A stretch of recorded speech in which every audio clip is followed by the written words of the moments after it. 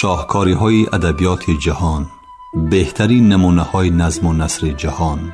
شاهکاری‌های ادبیات جهان، نیروبخش معرفت، شکوفایی شعور و پرتوافشانی فروغ فضل و حکمت در خانه دل شما.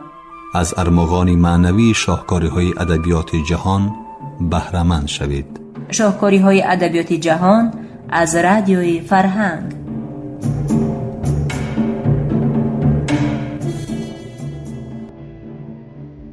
درود به دوستداران برنامه‌های ادبی رادیوی فرهنگ. گفتارمان را از سلسله خوانش بدیعی شاهکاری‌های ادبیات جهان آغاز می‌بخشیم. گفتار نهم را از روی رمان مارتین ایدن نویسنده آمریکایی جک لندن در قرائت عبدالجلیل امان بشنوید.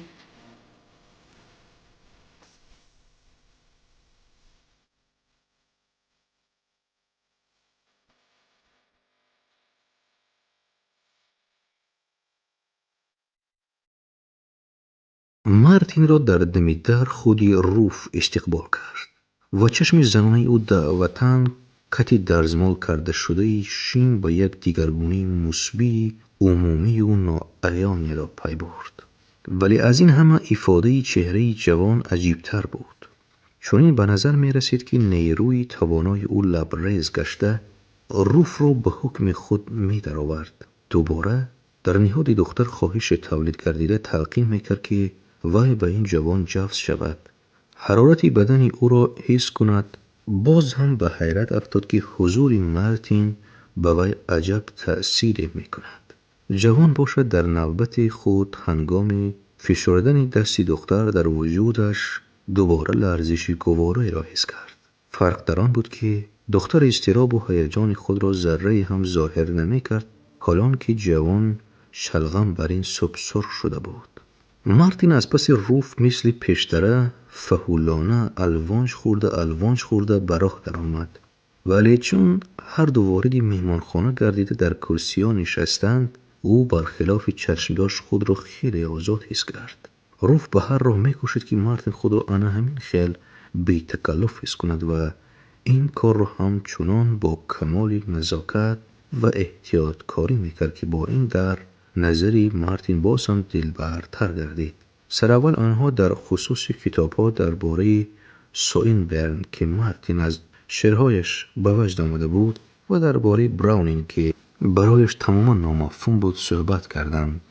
روف اینان صحبت را به طرف ضروری گرداند و خود همواره در آن خصوص فکر میکرد که با کدام راه به او مدد رساند. بعدی وخوری نخستینشان وی در این خصوص اکثر وقت ملاحظه میکرد حتما میخواست که به وی مدد رساند. در دل نسبت به او مهربانی و دلسوزی حس میکرد و در عین زمان این دلسوزی نبود که باعث رنجوری و آزردگی گردد، بلکه آن حسیاتی برایش تازه، حسیاتی به حسیاتی مادری ماننده بود. مادام که در نهاد آدمی او را واله و شیدا کرده چنین نیروی توانا نهان است، مادام که یک خودی قرابتش در وجود روف ترس و هراس غیر اختیاری دختران بیدار ساخته از اندیشه و احساسی عجیب دلش را به تپش می آورد، آیا این دلسوزی عادی و مقرری بوده می تواند؟ باز هم در نهادش خواهش گردنی او را آغوش کردن یا دست به کتفش گذاشتن بیدار گشت و مثل پیشتره از این خواهش خجالت کشید، ولی الکی به آن خو گرفته بود. به خیالش هم نآمده بود که نونیحال محبت چنین شکل‌ها پذیرفته می تواند، ولی گمان هم نداشت که حسیاتی وجودش را فرا گرفته محبت نام دارد. به نظرش چنین می نمود که مارتین همچون یک شخص فوق‌العاده دارای امکانات‌های بزرگ نهانی او را به رغبت آورده و رفتار روف تنها از روی انسان پروری مقرری است و بس. روف نمی‌فهمید که در اشتیاق مارتین است، اما حالت جوان تماما دیگر بود. مارتین می‌دانست که روف را دوست می‌دارد، همچنین می‌دانست که چنان در اشتیاق اوست که هرگز چیزی را اینقدر مشتاق نبوده است. مارتین پیش از این هم چنان که دلباخته هر یک چیزی زیبا بود شعر را دوست می داشت، ولی بعدی دیدن روف دنیای بزرگ اشعار عاشقانه درهای او را برای او باز نمود. روف به او از بولفینچ و گیلی دیده بیشتر غذا بخشید. هفته پیش مصری جوانی سعادتمند فدای عشق بوده حاضر است هنگام بوسه بمیرد، او را ذره به اندیشه وادار نمی ساخت، ولی اکنون این سخنان یک لحظه به خاطرش نمی رفتند. از این سخنان گویا از کشفیاتی بزرگی باشد به وجد می آمد. او با روف می نگریست و اندیشه می کرد که با کمال شادی راضی است هنگام بوسه بمیرد. با خودی همین خود را جوانی سعادتمند حس می کرد که فدایی عشق است و از این چنان می بالید که اگر به مرتبه بهادری می رسید بدین سان نمی بالید. او معنای حیات و مقصد هستی خود را در روی زمین نهایت درک کرد. وقتی که مارتین به روف می نگریست و حرفای وی را گوش می کرد فکرهایش بی‌باکتر می گشتند. او لذتی را که هنگام فشردن دست دختر چشیده بود به خاطر آورده با تمام وجود درخواست میکرد که دوباره چنین لذت نصیبش شود. گاه با حسرت زیاد به لبان روف می نگریست، ولی در این حسرت نه یگان درشتی بود و نه یگان چیزی تحقیر آمیز. هنگام سخنرانی دختر هر یک حرکت لبان او را نظاره کردن به مارتین لذتی توصیف ناپذیری می بخشید. این لبان عادی نبودند. این لبان به لبان یگان زن و مرد مانند نبودند. آنها عضوی جان و تن نبودند. آنها لبان فرشته های بی جسم و جسد بودند و خواهش بوسیدن آنها به خواهشی که لبان زنهای دیگر در نهاد او بیدار میکنند ذره مانندی نداشت. او البته لبان خود را به این لبان پخش میکرد، ولی آن از دو سر به بوسیدن لبان آلیه مانند بود و بس و نمیفهمید که هنگامی به روف نگریستن چشمانش مثل چشمان هر یک مرد تشنه عشق آتشبار میگردند. گمان نداشت که نگاه او بدین سان پر حرارت و مردانه‌وار بوده دل روف را همچون سخت به اضطراب می اندازد.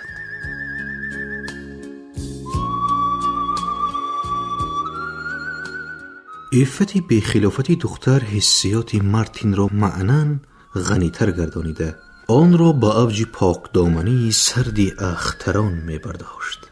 اگر آگاه می شد که چشمانش حرارتی اسرارانگیز افکنده آن به قعر وجود روف ره یافته در آنجا آتش جوابی برمی افروزد تماما مات و مبهوت می شد. روف از نگاه او ایزا کشیده آشفته حال گشته چندین بار گپش را گم کرد و هر دفعه با مشقت زیاد فکرهای پریشانش را به یک مجرا می انداخت. عادتا روف در صحبت دشواری نمی کشید و اکنون بیخبر از آن که به او چه حال روی داده است گمان داشت که هرگز با چنین مصاحب غیر عادی سر و کار نداشته است. او طبیعتاً زود متأثر می شود و اگر آن آدم دنیای دیگر در دل او غلغل انداخته ایستاده باشد هیچ جایی تعجب نیست. در حالتی که وی می اندیشید به چه راه به مارتین مدد رساند و اینان صحبت را به سری همین موضوع گرداند خودی جوان پیش دستی کرد.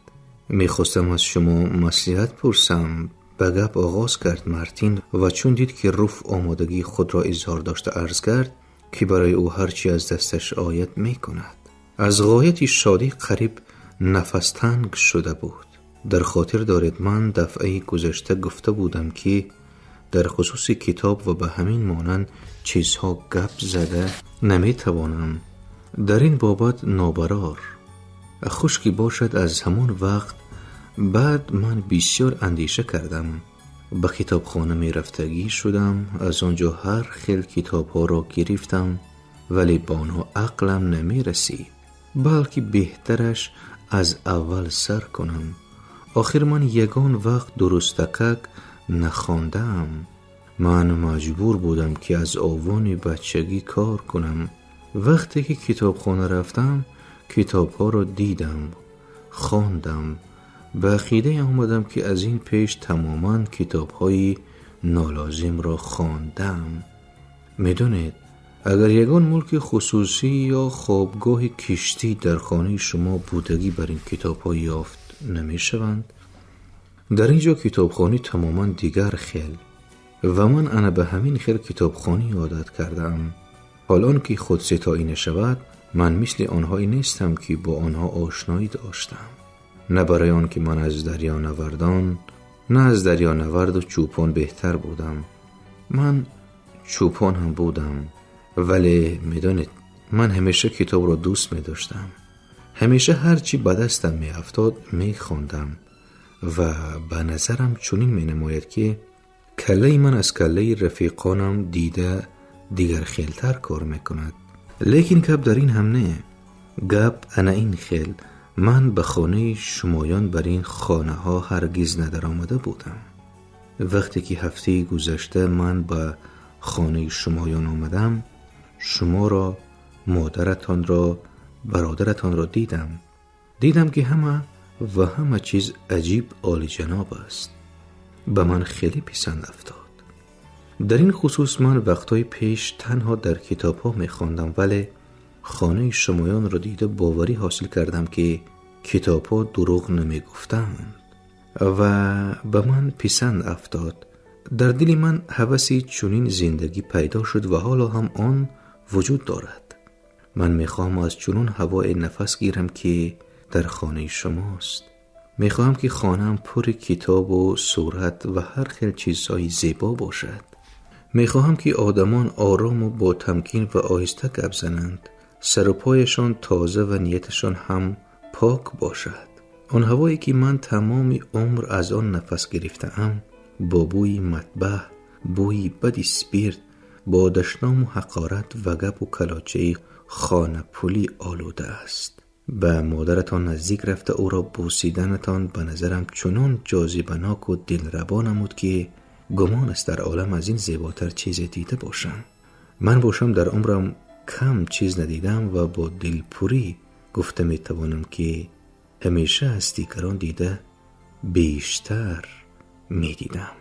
من تماشا کردن را خیلی دوست میدارم و همیشه میخوام که چیزی تازه و تازه را ببینم. اما گپ با این تمام نه. از همه مهمش انا این است، من میخواستم به آن درجه زندگانی رسم که شما در اینجا در این خانه دارید. آخر حیات تنها مستیگری، زنازنی، کاری وزنی نیست. اکنون مسئله چنین است، این کار را چطور باید کرد؟ از چی باید آغاز کرد؟ من از کار نمی ترسم. راستش رو گویم، در کار یگان کس با من برابر شده نمی تواند، بلکه به شما خنداور است که در این خصوص با شما گفتگو می کنم. من می دونم که شما را با سوالهای خود به تنگ آوردنم نغز نه، ولی کسی دیگر نیست که از او پرسم مگر این که از ارتور شاید نزد او رفتنم لازم بود. اگر من او به یک بارگی لب فرو بست. اندیشه آن که در اصل هم از ارتور پرسیدن لازم بود حالا گول و گمراهی خود را نمایش می دهد. او را هراسانید.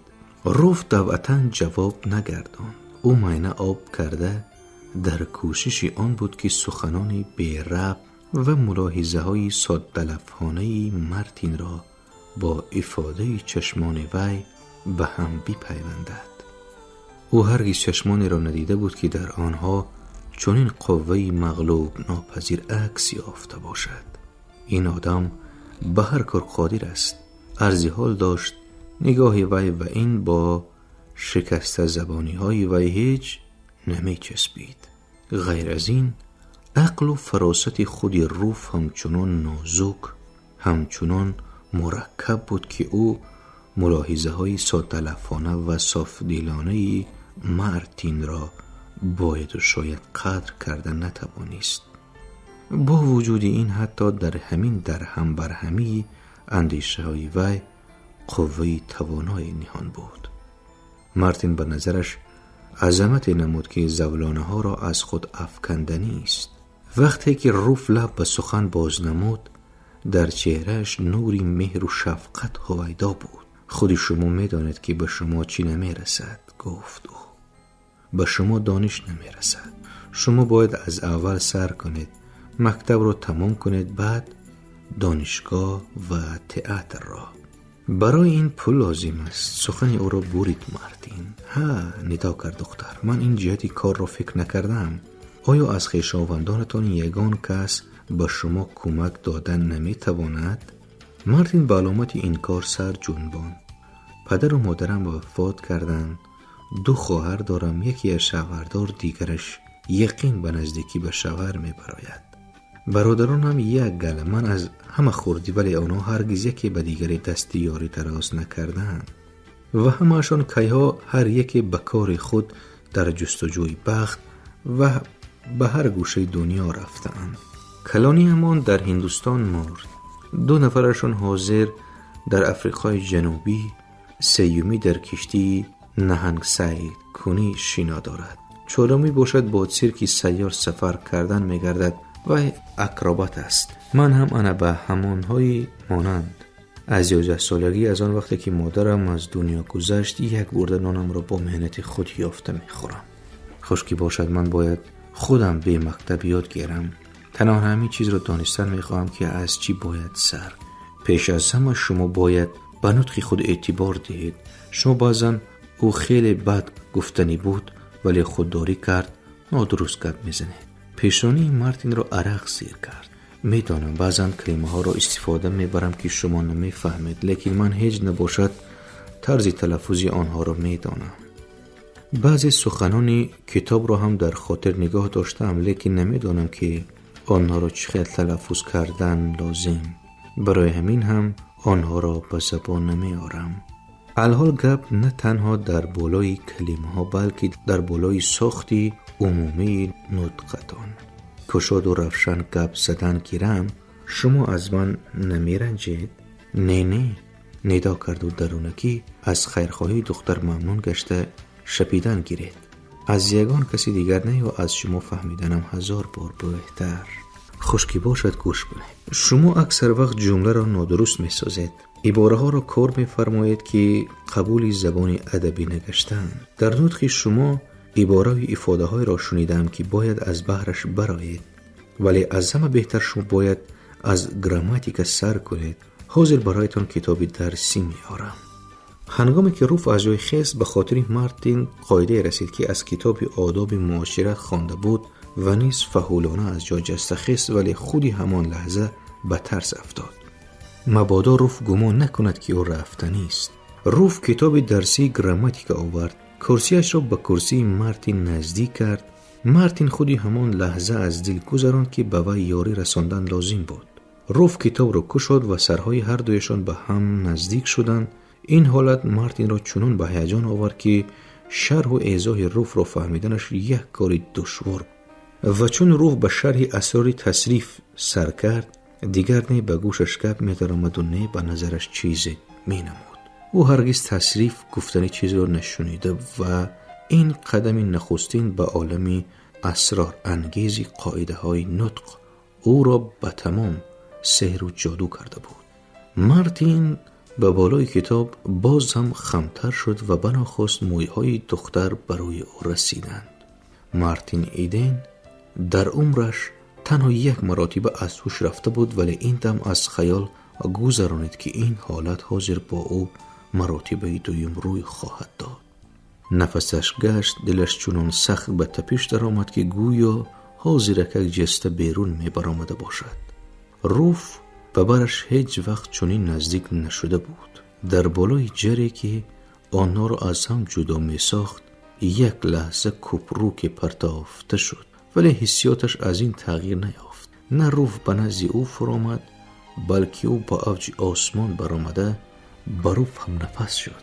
محبت او مثل پیشتره حرمت و اعجاز پرهیزگارانه را می‌ماند. به نظرش چنین نمود که او به مقدسترین گوشه عبادتگاه در آمده است و به آهستگی سرش را کنار گرفت تا از این سیله مویهای دختر که به او مثل قوه برق تأثیر میکرد خلاص خورد. اما روف از چیزی خبر نداشت.